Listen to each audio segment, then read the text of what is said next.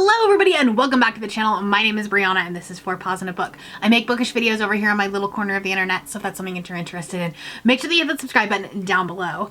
Today I'm going to be ranking all of the Book of the Month books that I have ever read.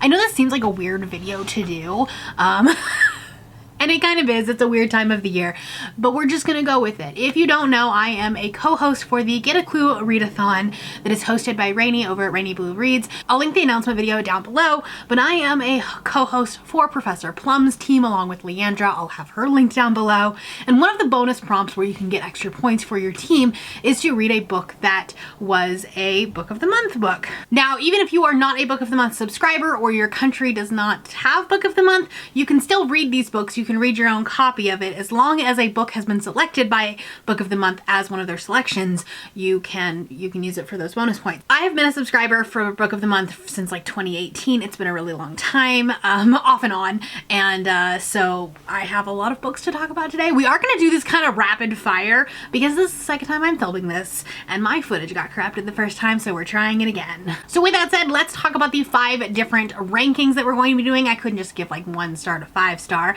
We got to do this a little bit differently. So the first one is going to be pick this book up now. This is a 5-star read. This was something that changed my life. I absolutely love this book and you should pick it up. Second one is a solid book. I definitely recommend. It's not necessarily a book that everyone will like. It's not one that necessarily changed my life, but I do think that like it's generally pretty well loved, and you know, you should pick it up. Next up, from the coined phrase of Aoife, truly a book that exists and I read it. This book did its job. It's fine. It did nothing special. It's a book that exists and I read it. Down below that, we're going to say, I guess you could pick it up, question mark. Now this is one that I maybe didn't vibe with, but it's, maybe I'm in the unpopular opinion, or maybe it's one that's kind of controversial. So some people really like it, some people don't. So if you want to risk it this month, go for it. And then finally, just don't waste your time. There are better books on the planet. Life is too short to read bad books. It is definitely not too late to join the Get a Clue Readathon. Like I said, I'll have all of the information linked down below. Professor Plum's team is the correct team here. With that said, we are going to rapid fire recommend all of the books that I have read. First up, we're going to have A Deadly Education by Naomi Novik. This is a first book in a fantasy trilogy. I believe it's a trilogy. Only the first book was picked up by Book of the Month, I think. The second one might have been an add-on. I don't know. This was a book that existed and I read it. The month that I read it, I forgot that I read it. I didn't even add it to my monthly wrap-up. It was that mediocre. It's about a magical school, and when you get out of the school, you graduate, but there are monsters that are trying to kill you. So if you survive getting out of the school, then you graduate. Next up, I'm gonna do A Flicker in the Dark and All the Dangerous Things together. They are both solid books and I would definitely recommend them. I liked A Flicker in the Dark more than All the Dangerous Things, but I think I am in the minority of that. A Flicker in the Dark is about a woman whose father was convicted of killing multiple like young women like years and years ago, and then now there is sort of a copycat killer, and so she is involved in the case trying to see if her father was talking to anybody. And then All the Dangerous Things is about a woman who loses her child, literally is kidnapped from their crib. A little bit scary. Solid books, solid thrillers. Next up, we have All the Ugly and Wonderful Things by Bren Greenwood. I am gonna put this in the I guess you could pick it up question mark, and the reason why is it's a very controversial book. This book, like when I finished it, I was like, it's either a 1-star or a 5-star. I can't really tell because it's a really toxic relationship. You're not really supposed to root for it because there's definitely like a grooming and like, you know, an older man with a girl, essentially. Like they don't do anything until she's of age, but there's definite grooming and it's kind of messed up, but it's the only positive thing in this girl's whole entire world, and so you're rooting for it.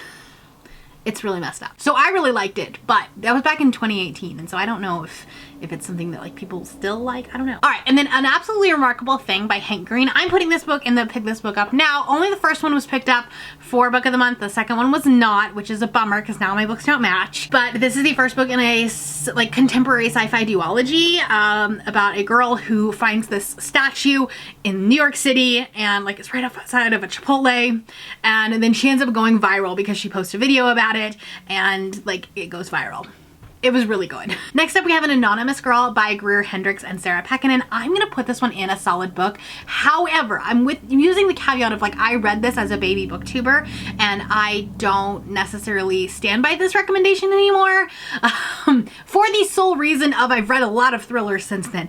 And I was talking about this the other day on Sprints, but I think with thrillers specifically, when you are, when you read your first ones, you think it's amazing, it's life-changing, whatever. But then as you go along, you realize that it's not as impactful as you thought it was because all the thrillers are doing the same thing. So I don't know. It's about a psychologist. I really love that. I studied psychology in college, and so it fascinates me. But like I said, it's been several years since I've read this book. Next up, we have Anxious People by Frederick Bachman. This is actually my least favorite of all of the books I've read from him, so I'm gonna put it in Truly a Book That Exists and I Read It. It's been years since I've read it, and I don't remember a lot of it, but I do remember only giving it 3 stars and kind of just being like, meh. It was okay. It just didn't have the impactfulness that like Beartown or A Man Called Ova had. This one was just fine. Next up, we have Breathless by Amy McCullough. You're actually going to be getting a sneak peek of a future vlog that I read this for. I am going to put this in the Truly a Book That Exists and I Read It. It was a fine book. I think it did what it needed to. If you like adventure and like extreme hiking, because like they're climbing the biggest mountain in the world or something like that, if you like really detailed descriptions about that, you'll probably like this book. And it is like an isolated thriller. It's snowy. It's like kind of edge of your seat kind of like fun thriller, but it didn't do anything like phenomenal. Next up, we have Cersei by Madeline Miller. I'm gonna put this one in. I guess you could pick it up. I didn't like this book. It was boring. It was boring. Now, I'm not a huge fan of Greek mythology, especially in its like truer forms. Saying like I like, you know, neon gods and Lore Olympus. The writing style didn't work for me. It's very purple prosy. It's very flowery and stuff like that. And it's just, it was not a book that I loved. So I am in the minority of that one though. Daisy Jones and the Six by Taylor Jenkins Reid. There's a lot of Taylor Jenkins Reid's book on here because I think I've read all of hers that have been book of the month. I'm gonna put this one. I'm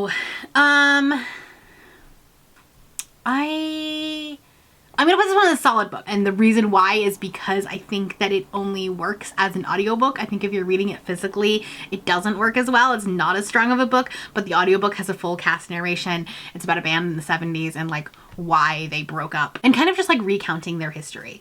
And it was a good time, but I don't think it's as good physically. So if you like audiobooks, this is a book for you. All right, Dark Corners by Megan Golden, and then I'm gonna find The Night Swim. Is definitely like a pick this up now, especially if you like audiobooks because there's a podcast element in here. This is part 1 and part 2. You can read them separately. Like you don't have to read Night Swim to read Dark Corners. They are their own separate cases, but it does follow the same person that's running the podcast. Okay, and then next up we have all of Blake Crouch's books. Let's talk about Blake Crouch together.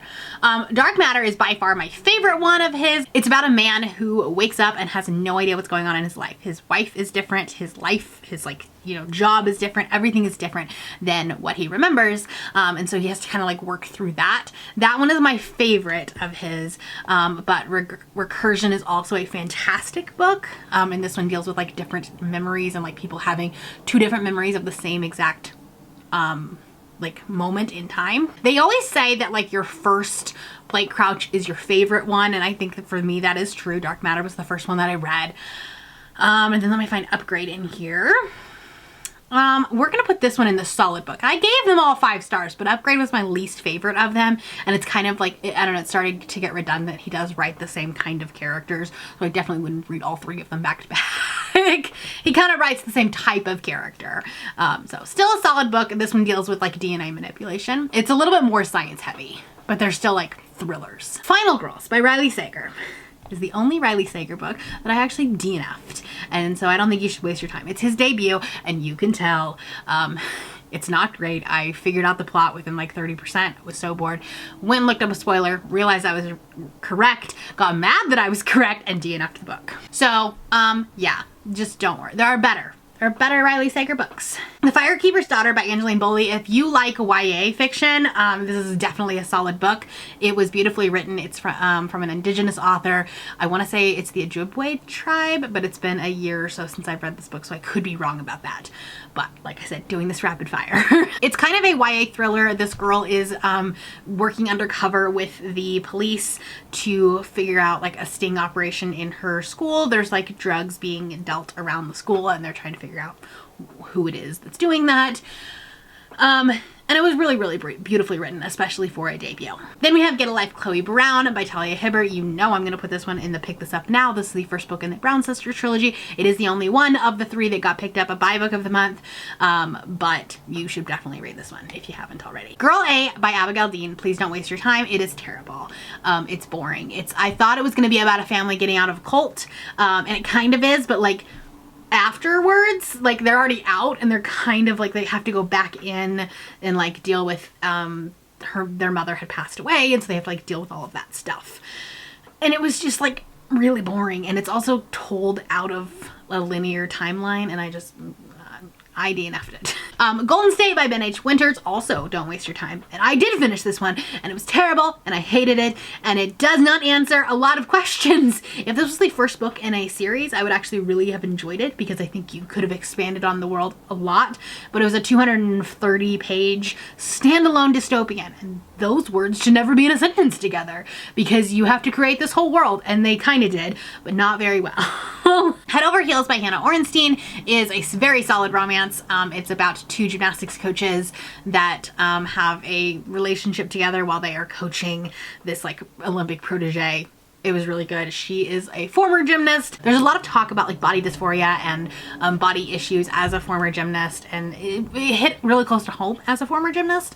So I really enjoyed it. I don't think that that's a popular opinion, but I think it was great. Heartstrings and Other Breakable Things is a book that exists and I read it. It's a YA contemporary retelling of, I think, Mansfield Park, but I could be wrong about that. Don't remember, honestly. I don't remember reading. I remember reading the book, but I don't remember any plot point of it. Home Before Dark by Riley Sager. I believe that this is his best book, along with Lock Every Door. Those are my 2 favorite ones from Riley Sager. Lock Every Door is about this woman who is like going to house sit for this like really bougie apartment, and then some of the other residents go missing. She has to be really secretive about it. Like she can't tell anybody that she's there. That's a whole thing. And then Home Before Dark is about a woman who is going back to her father's house after he passed away, and they think that it's haunted. He wrote a book about it, about this house. She didn't think it was true because she was a really young kid and didn't remember it, but you're reading it parallel with the chapters in the book and then what's happening in real life, and they kind of overlap a little bit, and so it's like, actually, is it haunted? It was fantastic. Those 2 were 5 stars. Honey Girl by Morgan Rogers, I believe, yes. Is a book that exists. This is a sapphic contemporary romance. Like I say romance, but it's not really. It's really about her discovering herself and about like, you know, becoming an adult kind of thing. It is about a woman who is celebrating in Vegas and randomly marries a woman. And instead of just getting an annulment like a normal person, she decides to get to know her wife. And so like but like in the process is like learning more about herself and her identity and stuff like that.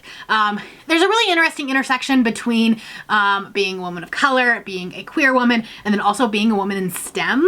So that was a really unique intersection. Now that I'm talking myself into putting it into a solid book, the writing I think suffered. I think this is a debut, but like it has a good message. Imposter Syndrome by Kathy Wang, I read 20 pages of, so don't waste your time. The writing style is not good.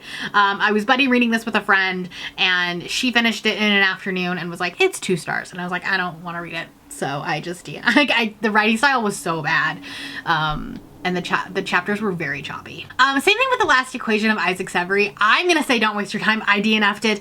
I think the bigger problem is don't listen to the audiobook because there's a lot of math in this one, and so I was getting confused and lost. Maybe if you physically read it, but I wasn't that invested in it. Then we have Legendborn by Tracy Dion. You should absolutely pick this one up. The second one I think was picked up as an add-on. I'm pretty sure it was, so you could read either one. But this is a gender-bent retelling of King Arthur, and it was fantastic. Next up, we have The Love Hypothesis. Don't waste your time. Don't waste your time. It's not a good romance. There are better romances in the world. There are better STEM romances. There's better STEM representation. It's not a good book. I know that a lot of people love it, and I'm probably gonna get canceled again. I did a whole vlog of it. It's called Booktube's Gonna Cancel Me. But like, I hated this book. I absolutely hated this book. So no, don't waste your time. Malibu Rising by Taylor Jenkins Reid is probably my least favorite of the books that like made book of the month. Where I'm gonna put it in a solid book. It's interesting. It's like takes place in the 80s. Like, it definitely has a celebrity culture to it. So if you don't like those books, maybe not. Don't pick this one up. But it has two different timelines, and it's actually one of the husbands of Evelyn Hugo. It's like his family later on in life. So like, I thought that was a really interesting twist to it, and I enjoyed it. Like, it's a good time. It doesn't do anything phenomenal, but it's a good time.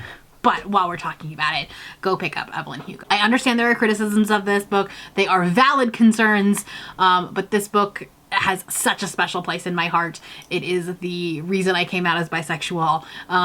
Like, this book was a catalyst for a lot of things in my life. So I'm always going to recommend you pick it up. Mexican Gothic by Sylvia Marina Garcia. I didn't finish this book, but I think that was a me thing, not a book thing. I'm not a huge fan of Gothic, and I'm finding that out over the past year or so.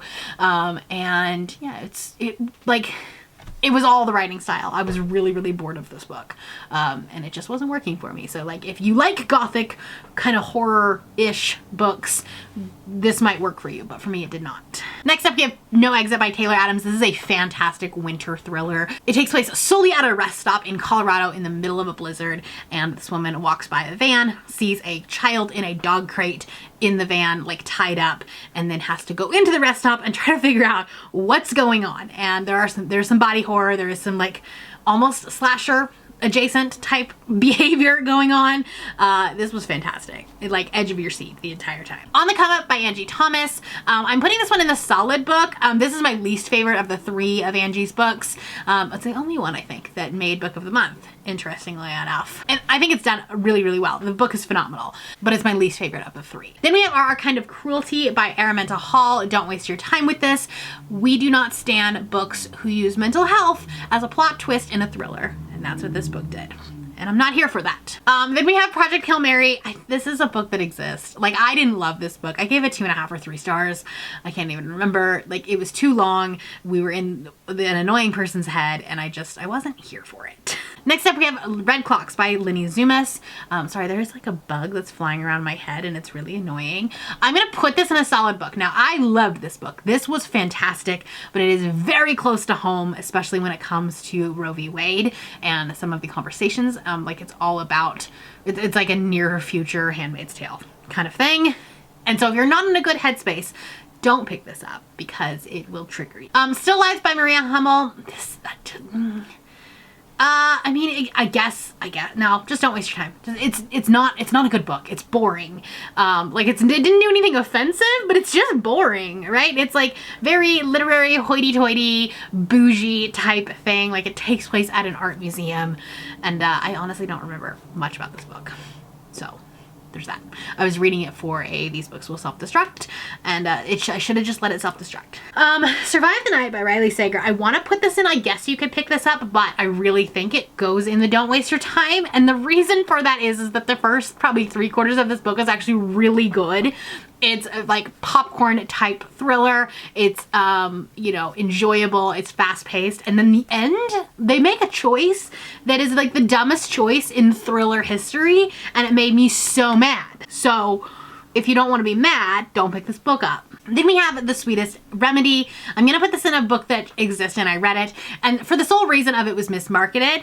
This is not a romance, but it was marketed as a romance, but it's really about a woman who goes back and like is like discovering her heritage, and like she has to go back for her father's funeral. She goes back to, I want to say it's Ethiopia. It's somewhere in Africa, but I can't actually remember. It's been 2 years since I've read it. She doesn't meet the main love interest until like 250 pages in.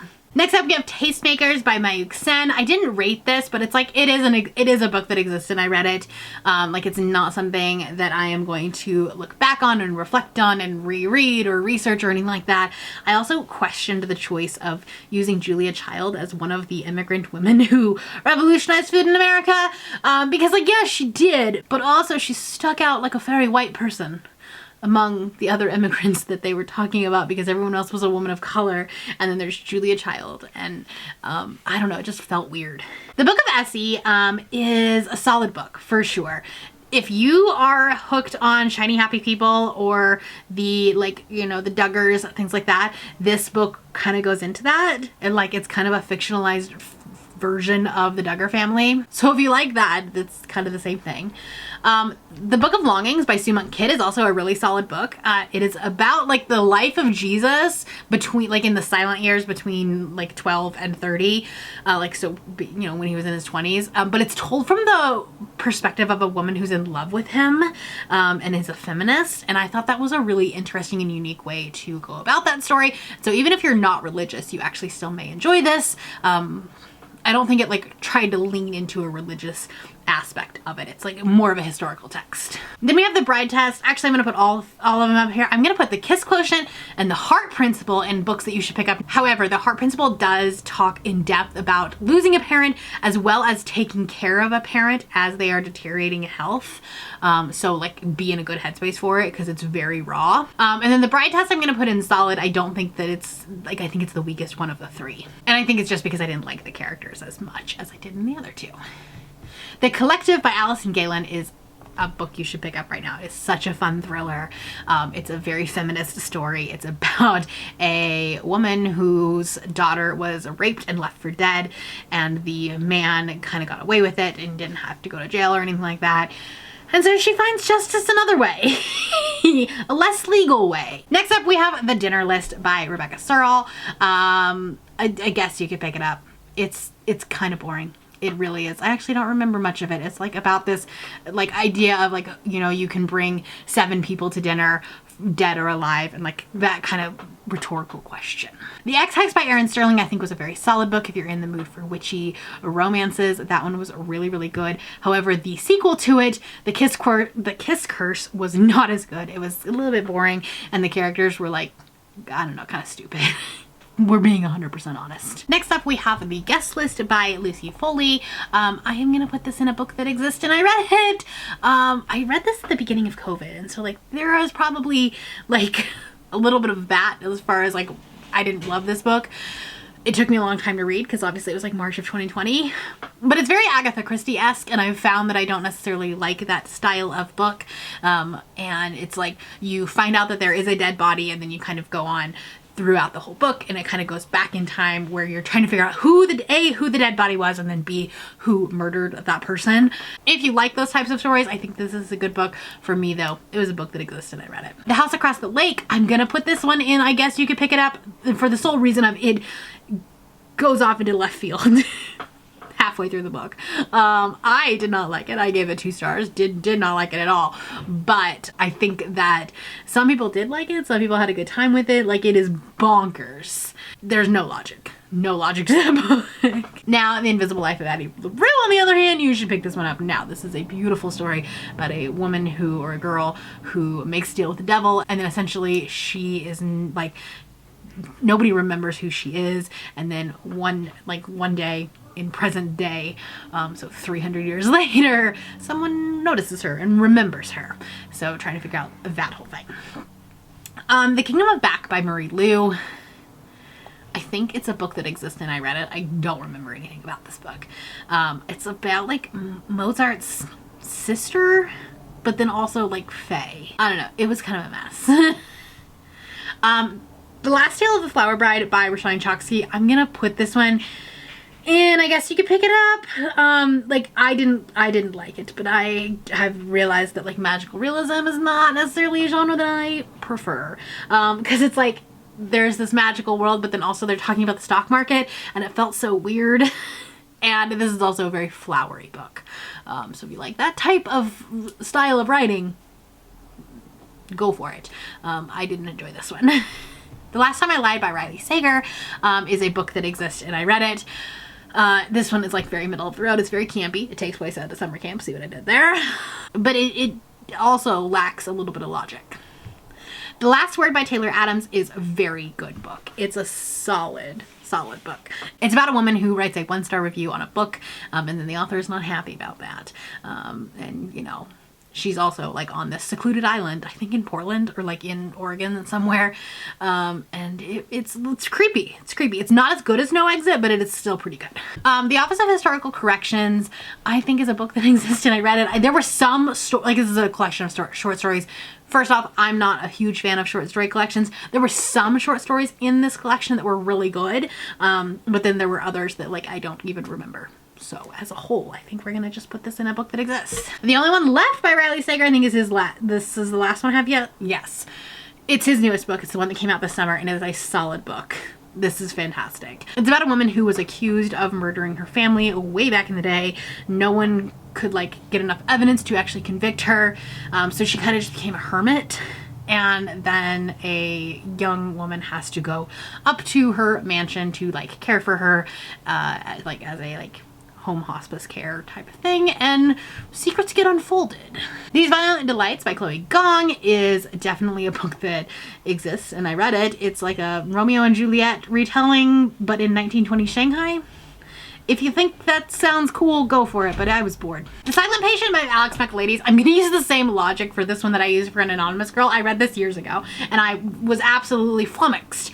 Like, speechless when I finished this book, but I don't know that I would necessarily stand by that today. So we're gonna put it in a solid book. Next up we have The Space Between Worlds. I'm gonna put this one in a book that exists, and I read it. This is about like portal universes or like mirror universes, and you can only hop into another universe if your mirror self has died in that universe. And this woman has been able to like go into almost every single mirror universe because all of her mirror selves have died. So she becomes like a valuable government asset.